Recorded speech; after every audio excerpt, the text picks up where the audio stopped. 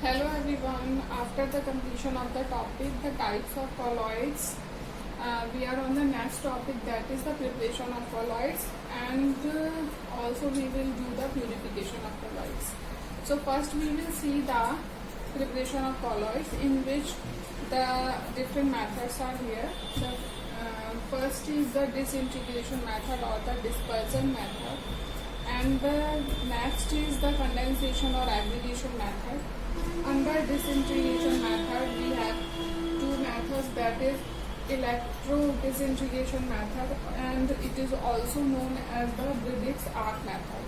And next, in the condensation method, we have the following types, and it can be done through the double displacement or double decomposition, and reduction by oxidation and by hydrolysis. So different colloids will follow the different methods. So we will start the preparation of colloids with the very first method, that is the disintegration method. Okay.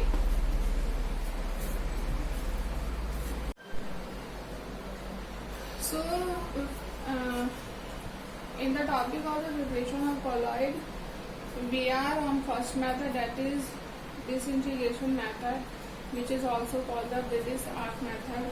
And through this method we prepare the colloids of metal, and when we prepare the colloid of gold, then it is also known as the purple of Cassius. Okay, so in this method we use a large tank in which a small tank is placed, and in a small tank there is water and a potassium hydroxide solution, and here KOH will act as a electrolyte, and there are two electrodes, anode and cathode, which are made from the same metal, which is going to be form a colloid, जिसका हमको colloid जिस metal का तैयार करना है, ये दोनों electrodes भी उसी मेटल के बनाए जाएंगे. Then what we do, we just pass the electricity, and the arc is produced with a large amount of heat, and this due to this large amount of heat, the gold macromolecules, gold molecules will release out from the electrode and come into the solution. Then what happens when there are lot of gold particles in the solution? So due to the large heat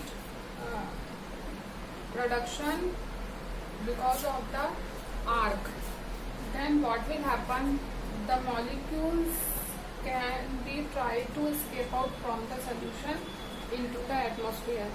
So to prevent this phenomena, what we do, in a large tank we have a ice to maintain the temperature, so that gold molecules or metal atoms cannot escape out from the small tank to the atmosphere.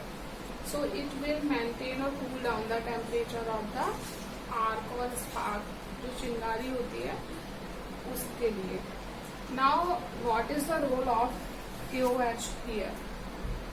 Now suppose there are gold atoms which are released from the electrodes into the small tank. If they will collide with each other, then they will settle down at the bottom and the colloidal solution will not be formed. Then what happens? The OH minus ion from the solution will surround the gold atom with their ion, with their minus ion. Then what will happen, if all the gold atoms will acquire the negative charge, then they will repel each other and will not collide with each other, otherwise they will settle down at the bottom. And what will about the K plus ion, potassium positive ion, they will remain in the solution, so that the neutrality of the solution can be maintained, because there are equal number of negative and positive charges in the solution. So through electrolyte we just acquire the stability for the colloidal solution, and if we do not add the electrolyte in the formation of the colloid, then what will happen? The atoms of the colloid will collide with each other and will settle down at the bottom, and the solution will not be formed. तो इस solution को, colloidal solution को बनाने के लिए हमको electrolyte add करना पड़ता है, जिसकी वजह से वो मेटल एटम्स के चारों तरफ एक्वायर करे चार्ज, और वो सिमिलर चार्जेस एक दूसरे को रिपेल करे, जिससे वो आपस में कोलाइड ना हो ले पाए, अटैच ना हो ले पाए। नहीं तो हमको कोलाइडल सोल्यूशन नहीं मिलेगा, जिस पर्पज के लिए हम ये एक्सपेरिमेंट कंडक्ट कर रहे हैं। ठीक है, so this method we just understood this method in the preparation of the gold colloidal solution. Now we will see the next method. Okay, now we will see our next method, that is, now we will see our next method, that is peptidization. It is a very easy method. Now the one thing I should tell you before starting the topic, that is, we are doing the preparation of colloid in case of the leophobic colloidal solution, because leophilics have the force of attraction between the dispersed phase and the dispersed medium, so they do not require any special method to form a colloid, क्योंकि जब दोनों medium में force of attraction है तो easily हम सिर्फ shaking से उसका कोलोइडल सोल्यूशन बना सकते हैं। But in case of the lyophobic solutions we have to apply some method, some special method, because in case of the leophobic they do not have the interaction between dispersed medium and the dispersed phase, that is why. So the first method we have completed, that is Brady's arc method. The next method we are doing is the peptidization method. In peptidization method what we have to do, we only have to take the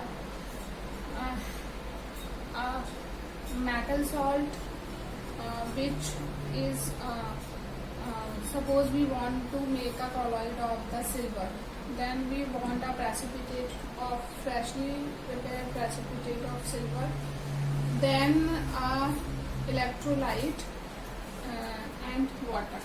Okay, so water, freshly prepared precipitate and potassium hydroxide we are taking as an electrolyte. And what is the need for mixing the electrolyte, that I have told you earlier also, कि हमको electrolyte mix करना पड़ता है ताकि वो colloidal solution को stability provide करे, otherwise we can not get the colloidal solution. So in a test tube, if we take the AgCl as a precipitate, then water and electrolyte, we have to take the electrolyte similar to the precipitate. Now here silver ion are similar to each other, so we will take the same electrolyte as we are taking the precipitate. Then when we mix all these three, then we will get the colloidal solution of silver. Okay, Ag का हमें colloidal solution मिल जाएगा. और हम electrolyte क्यों डाल रहे हैं? The reason is behind that it will provide the stability for the colloidal solution. Okay. Now we are under the preparation of colloidal solution. We are on our next method, that is aggregation method. So the following chemical methods are included in this. The first chemical method is by double decomposition. We know that in double decomposition both the compounds are dissociate and exchange their positive and negative ions to each other, and new compounds are formed. The same will be happen here. And the double decomposition method is used for the preparation of the colloid of arsenic sulfide. So when we take the arsenic oxide and react with it hydrogen sulfide, then we have the colloidal solution of the arsenic sulfide and water is released out. So it is a double decomposition method. The next method is by reduction. In this method we prepare the colloidal solution of the silver, gold and platinum. They are least reactive metals, in which we have AuCl3 and it is reacting with the tin chloride, and the here colloidal solution of gold is obtained. And now what is in this reduction method, what is happening here, the gold is from +3 oxidation state is going to the 0. So reduction is taking place here. Okay, now in oxidation, what happens in oxidation? Sulfur sol are formed, in which when we react bromine with H2S or SO2 with H2S, then what will happen? The sulfur sol is obtained, and in case of bromine HBr is obtained, and in case of sulfur dioxide water is obtained. So here oxidation is taking place where sulfur from -2 oxidation state is going to the 0. Now next is why by hydrolysis. In this method iron, aluminium and tin colloid solution are formed, in which we are taking the example of the iron chloride in which when it hydrolyzed, then what will happen? We have the colloidal solution of FeOH twice and HCl is formed. So these are the chemical method through which we can make the colloidal solutions, and each method is specified for the some special chemical compounds. So we just remember this method. Now we will go for the, because we have completed all the preparation method of the colloids, now we will go for the purification of the colloid. Now we will see how we can purify the colloidal solution. And what are the impurities which a colloidal solution have, which we have to remove out? That is only the excess of electrolyte which we have mixed during the formation of the colloid. And why we add the electrolytes?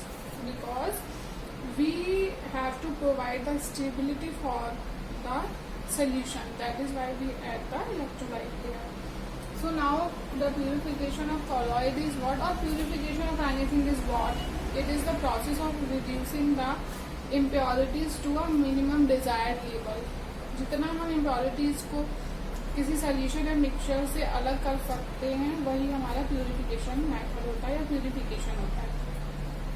So now colloidal solution, when we will purify it, then what we will obtain? We will obtain pure colloidal solution, and what can be separate out? Excess of electrolytes in the form of ions will be separate out from the colloidal solution. Now purification methods are of 3 types: dialysis, electrodialysis and the ultrafiltration. And what is dialysis? In the process of dialysis, we have, suppose we have a container and we have a paper, a filter paper over it, that is a parchment membrane or a animal membrane through which a colloidal solution cannot pass, but the electrolytic particles can be passed through it. So when we pour a solution on this, then what will happen? The big colloidal particles will be left behind on the paper, and the impurities will be filtered out inside it. So it is a process of dialysis. Now dialysis term is also used in medical field also, in which when a kidney of a person are not functioning properly, So we have to remove out the toxic substances from the blood of the patient, that is excess of ions or electrolytes. So what we do, we just follow the same process of dialysis in which the electrolytes, excess of electrolytes are removed, and because blood is also a colloidal solution, blood is a colloid form, so the blood left behind after purification and the excess of electrolytes or ions are removed from the blood of a person with a machine called dialyzer. Okay. Now what is now when we just purified or filtered out the colloidal solution, and we just removed the electrolytic impurities from to a such extent, then what will happen, we just keep this colloid substance into a bag again, and we will wash it with the high pressure water. So I will just draw the diagram here so you will understand it better. Okay. So that impure colloidal solution which we are going to purify, so we will just have such type of setup in which we have that cellophane bag which will not allow the colloidal particle to pass through it, but it allow the crystalloid, it means what, the particles of the electrolyte to pass through it and come into the water. So here we just provide water to the tank, and from here the water taking the crystalloid particle will remove out from the tank, so that the maximum amount of the crystalloid can be just filtered out from the colloidal solution. Now the other method that is used is for the purification of colloid is electrodialysis. Now when the word electro has been added to the dialysis, then what will happen, we are taking here the help of electricity or electrodes. So we are having a tank divided into 3 parts, and all the parts are separated from each other with the help of Purchant membrane, and this membrane will allow the crystalloid to pass through it, not a colloidal particles. Okay. So here we have cathode, here we have anode, and we provide water from here. Then what will happen, the electrolytic particle, that is cations and anions from the solution, will be attracted towards the oppositely charged electrodes, and so that the colloidal solution can be purified. And it is a very fast method, so this method is preferred for the purification of the colloidal solution, because with this method we can quickly purify the colloidal solution in comparison to the simple dialysis.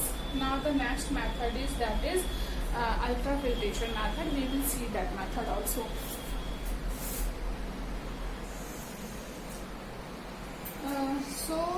Here ultrafiltration method, we know the meaning of filtration here. The filtration means we are filtering out the impurities from the substance or the solution from which we want.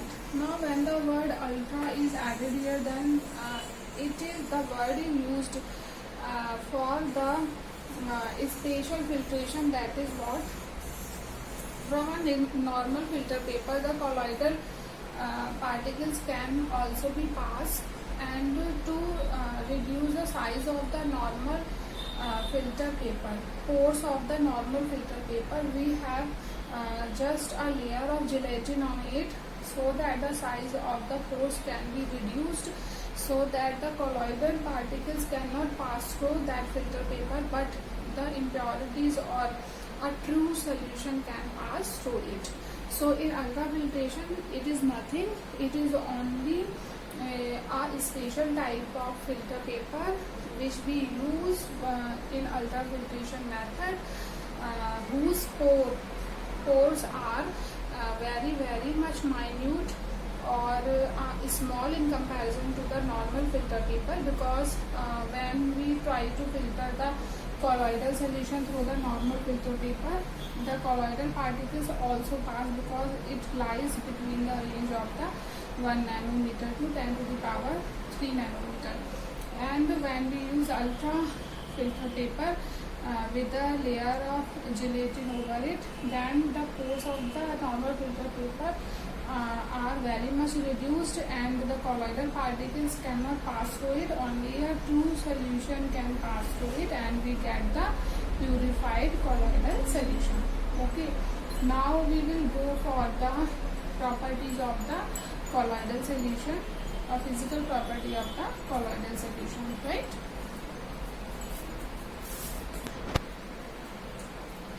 Now we will see the physical properties of colloidal solution, and the first is heterogeneous.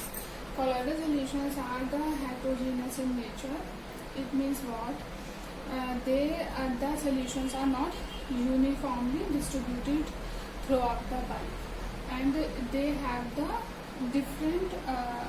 mixture of different size of particles in it, so they are heterogeneous in nature. Next is filterability. Through a normal filter paper, the colloidal solution can be filtered, but with the help of the ultra filter paper, the colloidal solutions cannot be filtered out.